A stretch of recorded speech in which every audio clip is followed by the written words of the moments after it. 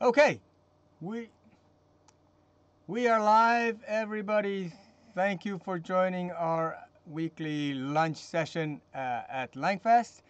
We have a very special guest today, Rita Rosenback, the authority, I would say, in raising multilingual children. We have had a lot of guests talk to us about how to learn languages and how to maintain languages, how to hack languages. But today, we're going into my field of particular interest in raising multilingual children. So thank you for taking the time with us, Rita, and we have Nicola also with us. I hope Hi. that Joey will be joining pretty soon. He's probably in a meeting or something. So, Rita. Hi, everyone. Bonjour à tous. Hi, Rita. How's it going? Hi, thank you so much, Tetsu and everyone, for inviting me. It's so exciting. I love speaking about raising bilingual children. That's my big passion. So I'm happy to join you tonight. Fantastic. You know, all of us at Langfest, or at least the majority of us, have a significant interest in learning languages. But not all of us are keen on raising, kids, yeah, with multiple languages. Many of us don't have kids yet. But I'd like to know, what about yourself? Let's start with Rita before we go into the kids. Rita, your language journey and how that eventually, I guess, led to raising multilingual children. Yes, it's had a big impact because I was born into a family where my mom spoke Finnish and dad spoke Swedish.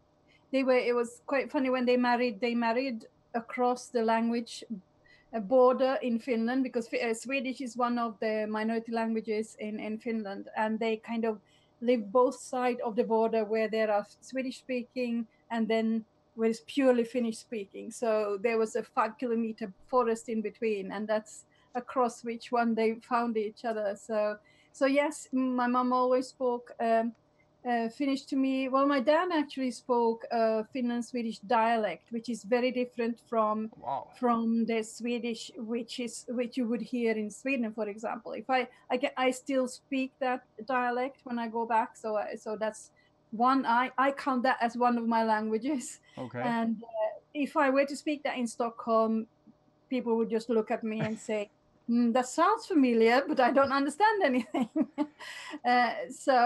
So the so-called proper Swedish I learned when I went to school. So that was basically my third language. I then went on to, because I had relatives that had moved to Canada. So through there, I came into contact with the Canada. English. Really, yes, to Vancouver. So through there, I came in contact with English fairly early. Finland is also known for starting languages, and I happened to be in a year where they trialed an earlier start with the third language. Finnish and Swedish is always there, and then they started with English as well. Well, um, for those of us who are not so familiar with the Scandinavian languages, my elementary understanding is that Norwegian, Danish, and Swedish are like the Portuguese and Spanish of the Yes. Scandinavian languages, whereas Finnish is a different beast. Uh, Totally different thing. right? There is nothing similar between the two. Nothing similar. You Okay, wow. we have Okay. borrowed a few words from Mm-hmm. each other, but However, uh, yeah. I do see that all my Finnish friends and the Scandinavian friends, they all have a very good level of English. And would you attribute that to the language itself, or like you said, the early education system for English? Definitely early education, and also, for example, we don't dub anything. So on TV, everything is in its original language. Oh So I wow. grew up hearing a lot of both British English, American English, but also German, Italian, French, whatever it was. Everything comes with subtitles. So from early on, you learn to listen to different languages. It's just part of your life, and especially as a Finn, well, I suppose as a Swede as well, you don't really expect anybody to know your language. So it's kind of a given that you would learn English as well Mm-hmm. if you want Yeah. to kind of connect with the rest of the world. Okay. So, when you were young, speaking both Finnish and Swedish, did you live in a mostly Finnish-speaking environment or Swedish-speaking environment? I know there's some municipalities in Finland are have a majority of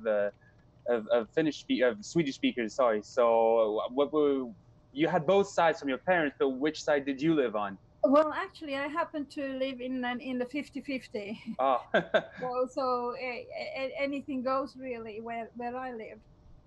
There is a town about like 50 kilometers to the north, which is purely Swedish. And then again, the town which is just next to us, only like 10 kilometers away, is purely Finnish. So I'm really on the, I was born on the border of the languages. nice. It's very good. So you did grow up with a few languages. You even came to Canada, and then. Oh no, I never. They came back to Finland quite often. Oh, okay. Your parents. Okay. Yes. So no, I never did. Okay. I never did. But they came because they had very strong contacts to Finland, and when years went on, some of the children didn't speak Swedish anymore. So I remember thinking, well, I need to be able to speak with them. It's not fair if they come here and nobody can speak with them. So it was like I took that pressure on myself to learn as well, to make sure I could communicate with my cousins when they came back. Nice, nice. And then okay, so now let's slowly transition to your interest in raising kids, your kids, I guess, in different languages and how that journey was. Yeah. So I went on to study languages. So I've studied German as my main subject at university. I also studied Finnish, Swedish, some Spanish and French as well, because that you pick up kind of languages when you're interested. And then I happened to find my first husband from the other side of the world. He came to Finland, but we met there, and he's from India. India, His wow. mother tongue was Punjabi. Okay. And when we had our first daughter, because we spoke English with each other, because he didn't know Finnish or Swedish, and I didn't know Punjabi, so English was there. Like most international couples do, start with English. But when our first daughter was born, I said, I don't want any English in the house anymore. I said, I don't want, I want to speak my mother tongue, and I want you to speak your mother tongue with her. Good for you. And he said, well, you won't understand anything. I said, I don't care. I will ask when I need to. And I just want you to speak the language you've grown up with. So the daughter then can connect with the family back in India, because my principle is that it was my I had the freedom of choice to choose a father for my children from anywhere in the world. Because I had that freedom, I also have the responsibility to make sure that the children grow up knowing both backgrounds. That's how I see it. That's how I've always seen it. Amazing. I mean, you brought up a point that that was mentioned, that you wouldn't be able to know what he was talking about with the daughter, and I do hear that quite often when we talk about Opal, right? One person, one language, where people get sort of paranoid about not knowing what's going on. But I mean, I think if you're a couple, you got married, you trust each other, then of course you don't start with the assumption that the other person is talking badly behind your back or anything. So probably a lot of baby interactions are also fairly easy to grasp at the beginning. Exactly. That's right. You're absolutely right, Nicholas. That's exactly it. And when I have this discussion in my one-to-one coaching with parents, if I notice that there is anything like that, then I said, well, you need to sit down and discuss this, because if the trust isn't there, then you have. I sometimes I feel like a marriage counselor to say you need to think about why the trust is not there. Because exactly like you said, Nicholas, what are you going to speak with and it takes 2 years before the child even answers back. During that, if you have a genuine interest, if you listen in, if you kind of follow, see what's happening from the context, you pick stuff up. So You will learn yourself. Yeah, I imagine. so I did that. So it didn't take me long before I knew anything around food, anything about going anywhere, anything about clothes. I knew all those words because I just looked and listened. So to the extent that when my first daughter, when she was 5, I went to Punjab with her. My then husband stayed in Finland, so it was just us two and my sister-in-law, and we went back went to India, and almost all the family was able to speak English, except my mother-in-law and my husband's grandfather, who was 110 something. Wow. They could not speak, and I so wanted to speak with them. And of course, I always had translators, but as it happens, they didn't always translate what I said. They translated what they wanted me to say. I mean, it was all well meant, and but I really wanted to have that connection. So one day I just started using words when my mother-in-law we were alone. I just started using the words I knew, and she was so enthusiastic and she was so supportive. So I kind of was encouraged. So I went on to, yeah, okay, well, I can make myself understood. It must have been horrible. It was all wrong, but they understood what I said. So well, good for you. And on your end, so to understand, so of course your husband spoke Punjabi to the kid, but did you emphasize Swedish or Finnish, or did you speak in both to your kid? Good question. Yes. Well, I had to. I thought about it long and hard. Swedish is, although Finnish was the language I spoke with my mother, so that was probably emotionally the closest language to me.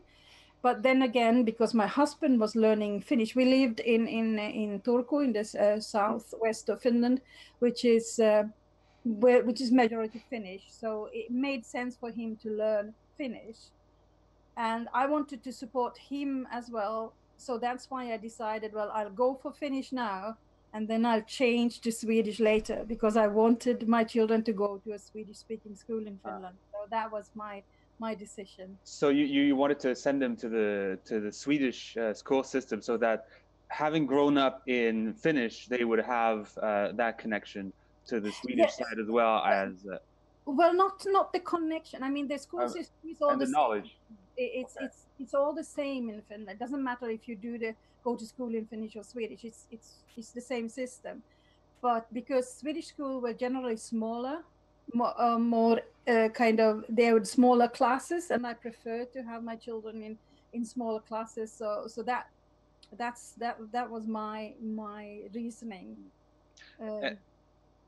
And if I may also ask another question about Finland, what's the are there a lot of Finnish speakers in Finland who don't have a Swedish background who go on and learn Swedish, and how much is the reverse true as well? It so happens I know a little bit about the background between the Finland Swedes, and I guess maybe 100 years ago there was sort of a dominant class, or a economic class of people who spoke Swedish and stuff like that. So what does it look like now? Yes, that's right. But when we speak about that, I always have to remember that they were very much Finns. They were very much for Finland. The mother tongue was Swedish, based on our history, but they were very much Finns from Finland, although they spoke Swedish. Nowadays, most Swedish speakers also learn Finnish, because it's fairly. It makes life so much easier if you travel in Finland.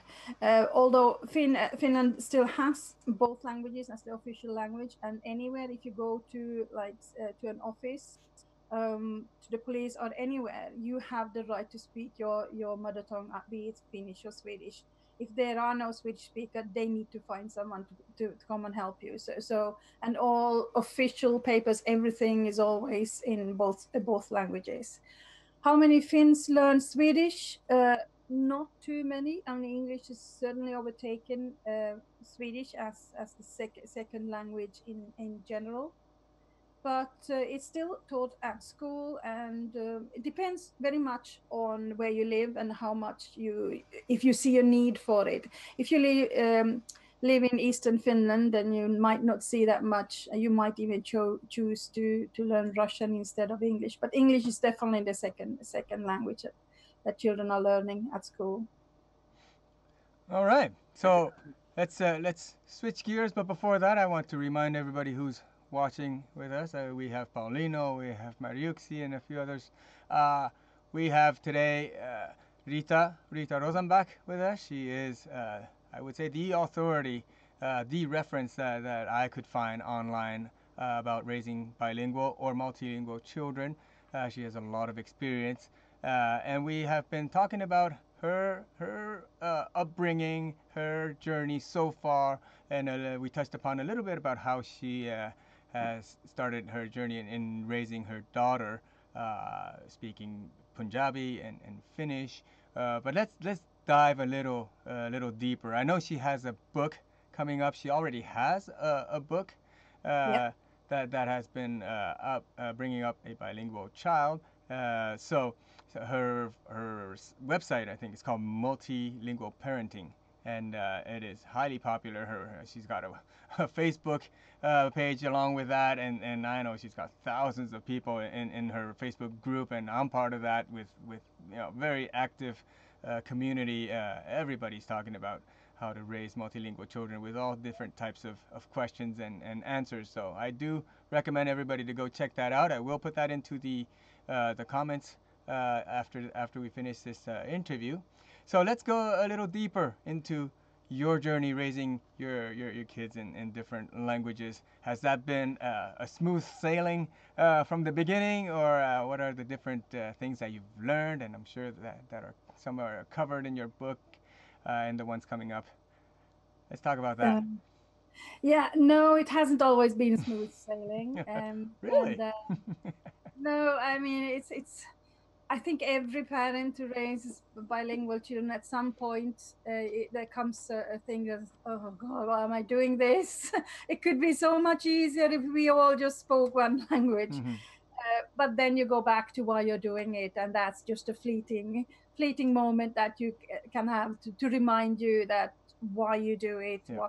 Because language is just not the language. It's not just about communication. It's so much more, especially when we are speaking about family languages, like in our case.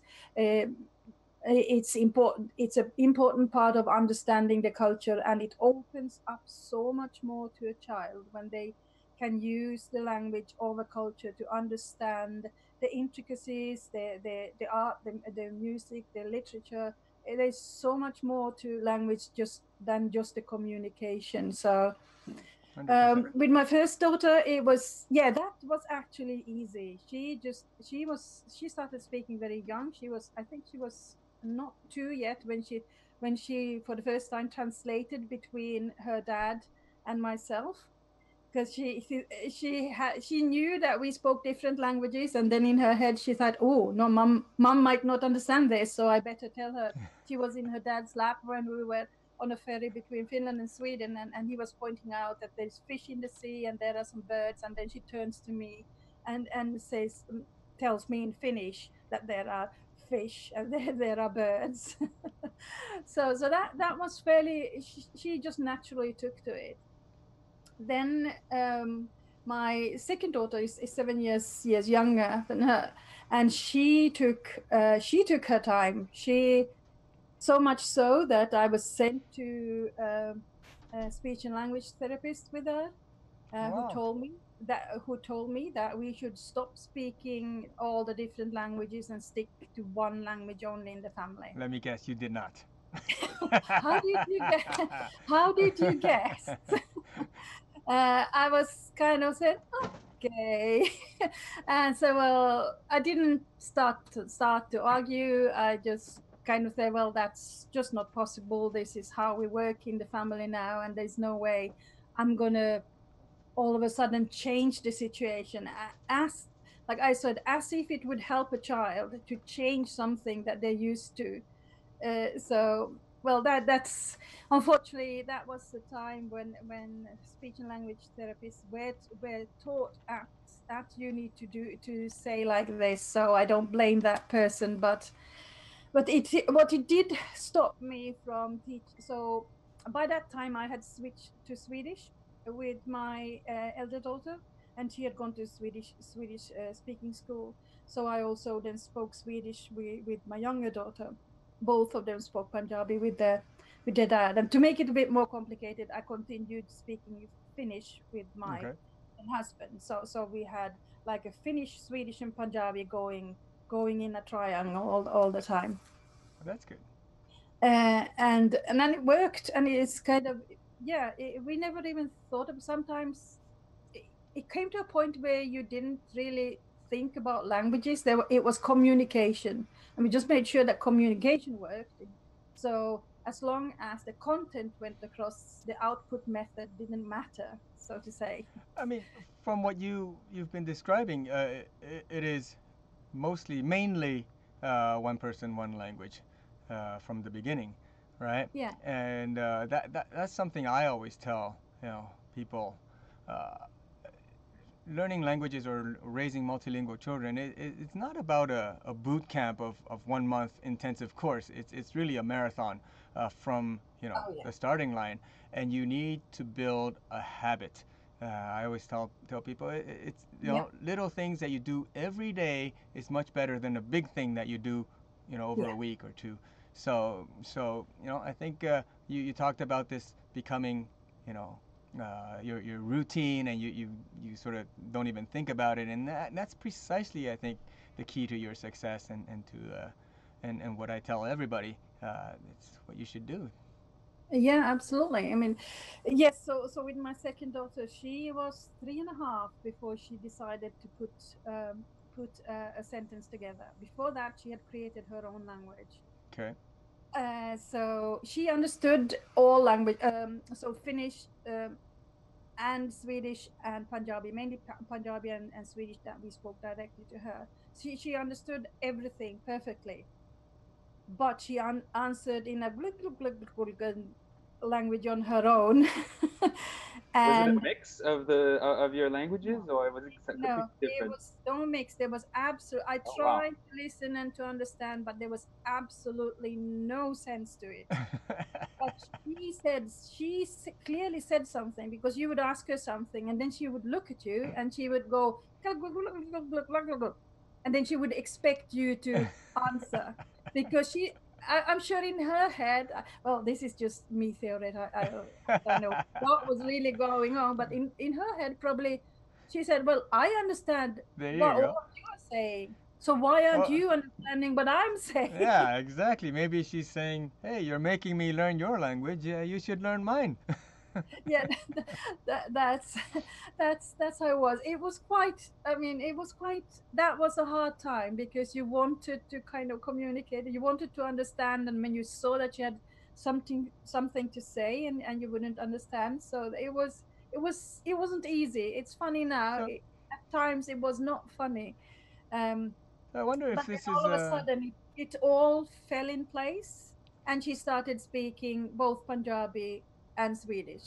um this sounds very familiar, because my daughter, or our second child, also was much delayed compared to our first child, mhm. by about, I would say, 6 to 8 months. And even from that point on, the progress itself is not quite as fast. Although she does grasp all the languages that we're teaching them, uh, I wonder if this is a pattern of a second child pattern. I don't know. From your experience talking to many families, is this something that you see often, that a second child Um, is delayed compared to the first child? I wouldn't say I see a pattern, but when you think about it, it's logical.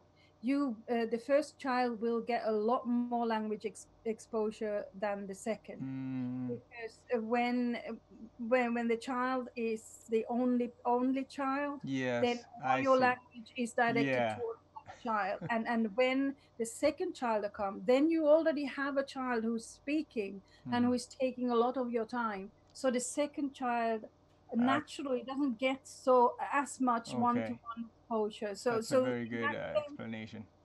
It would make sense, but no, I can't say that this is the case in every family. If children differ so much. Yes, there's definitely personal differences. Absolutely, yeah. Because I see that our third child, he's now 2 and a week.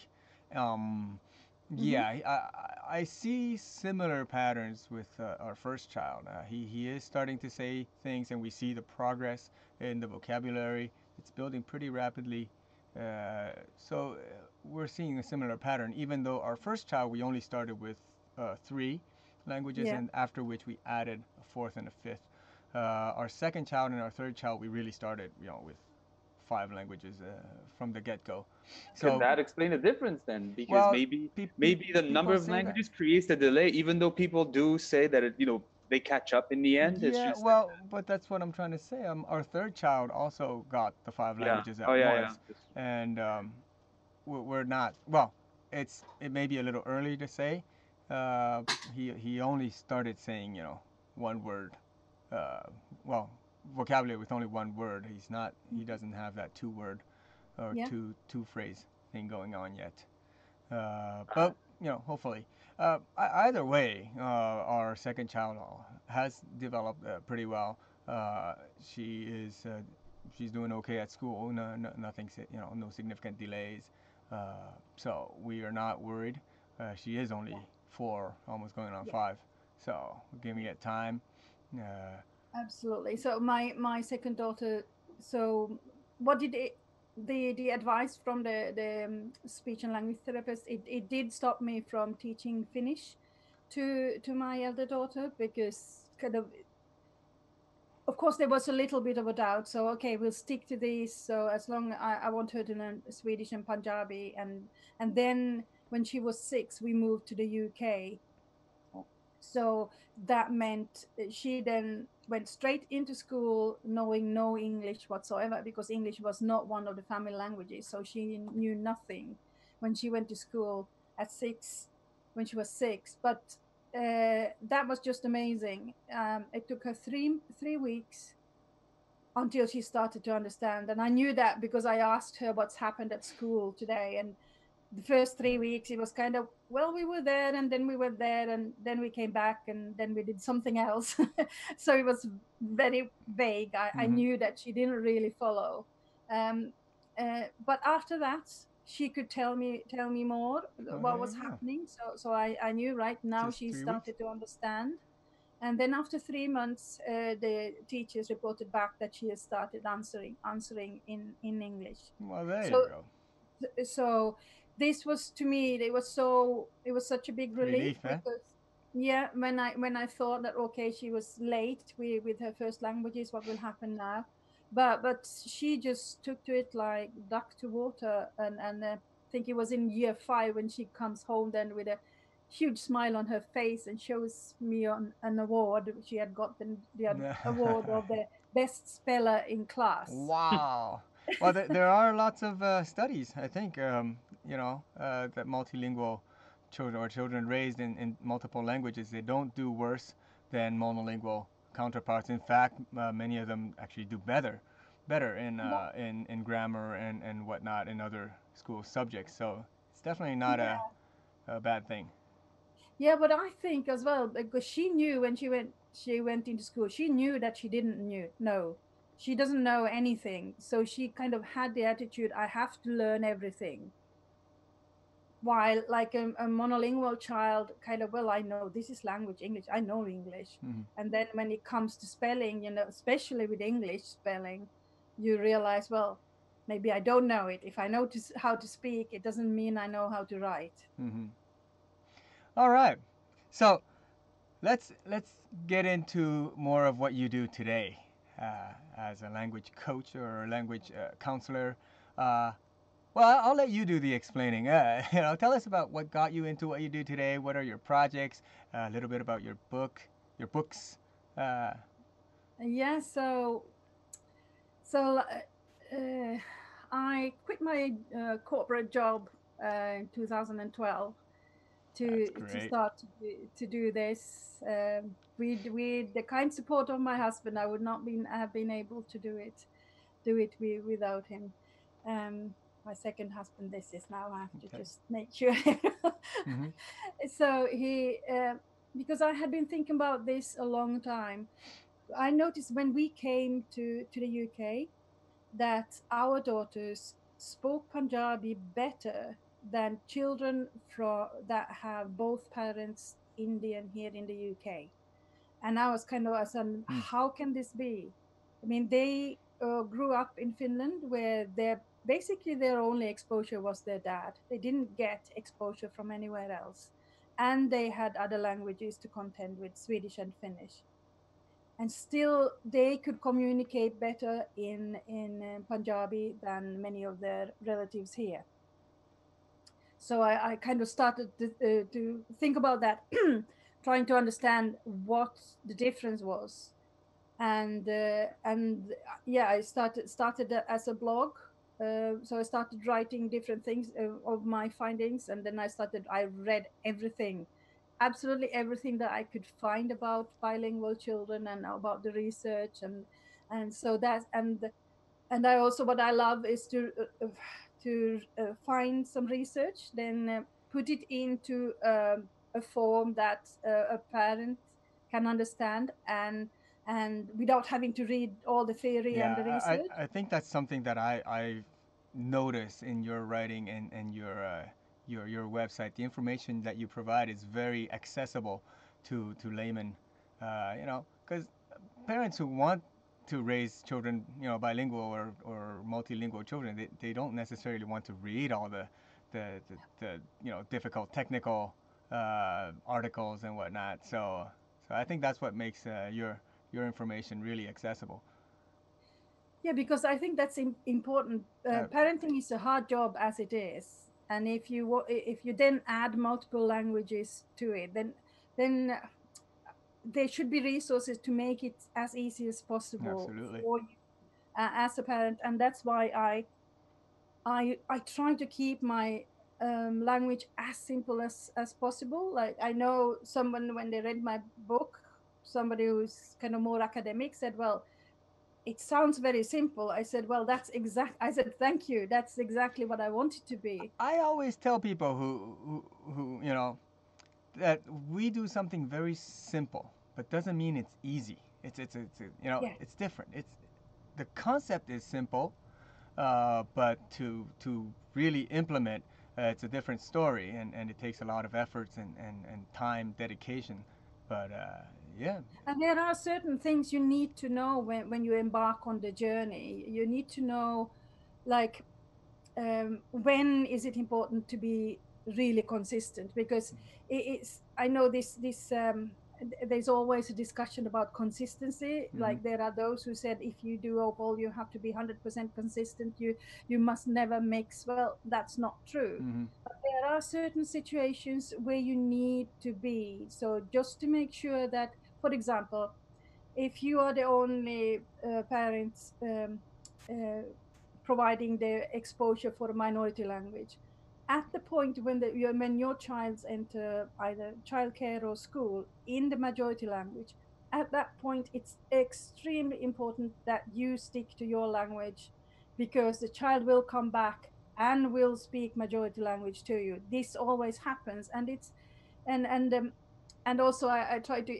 educate parents that you shouldn't be offended. This is just a natural thing for a child to do. If they spend a whole day in the majority language environment, they will come home and speak that language. They will tell about what happened in that language, because that's the language it happened in. It doesn't mean that they're rejecting your language. Just take it in, but stick to your language. Yeah. So. And that's true. I mean, we also see that, but I think this consistency you mentioned, you know, we can switch around sometimes. People ask me, you know, in our home, I always speak Mandarin with the kids. My wife always in Japanese. They go to a daycare or school in French because we're in Quebec, and we have an au pair from Mexico who does the Spanish. And then they turn to me, people would ask, but they see you speak Japanese or Spanish or French. Won't they just, decide one day to switch? And I tell them again what I mentioned earlier. It's a matter of creating a habit. So if you create a habit of speaking only Mandarin with the kid, it doesn't matter if the kid sees you speaking a different language to another person. So I think that's something that people need to understand. It's that habit with you. So they associate one language with you, and it doesn't matter if they see you speaking other languages. And I have the benefit of hindsight now. Both my daughters are adults. I'm already a grandmother, and we're passing on Swedish to my grandson here in the UK. And Nice. I still only speak Swedish with them. We chat, or we text, we chat, we email. Everything is in Swedish still. I mean, we lived here in the UK now for 20 years. But because the routine is so strong, so yes, of course we switch to English if there's someone else that needs to be part of the discussion. But they know that's an exceptional case. Yes, that's what we do. But otherwise, it's just Swedish. Yeah. I tell people, you want to build a habit where it becomes weird for you to speak a different language with, your child, and this can even be implemented later in life. I give the example of myself coming to Canada. When I came, I was 13, and I lived with my aunt, who is the youngest sister of my father, who is Taiwanese. So I came with the expectation that I would be speaking a lot of Mandarin with my aunt, since I spoke zero French. But she insisted that I speak French with her, even though she had an accent and she was, clearly it wasn't her first language. But before you know it, it became weird for me to speak anything other than French with her. Even today, when I see her, it's always in French. So it's that habit you need to build, I think. Absolutely, yeah. Okay, well, so we are winding down. We would like to, thank you for your time with us, Rita. Again, Rita is an expert in raising multilingual children. Perhaps you would like to tell us about the title of your next book, or the book that you have currently, your website. So Bringing Up a Bilingual Child is the one I have, which but now I've finished the first draft of my second one, which is a fictional diary of a bilingual mother. So it's all fictional, but all the stories are real. It's stories that I collected from my own life, from what I've seen, heard. That's so they are great. real dilemmas, challenges, solutions, and different situations. I'm sure many parents will be able to see themselves. This is how it looks when I start.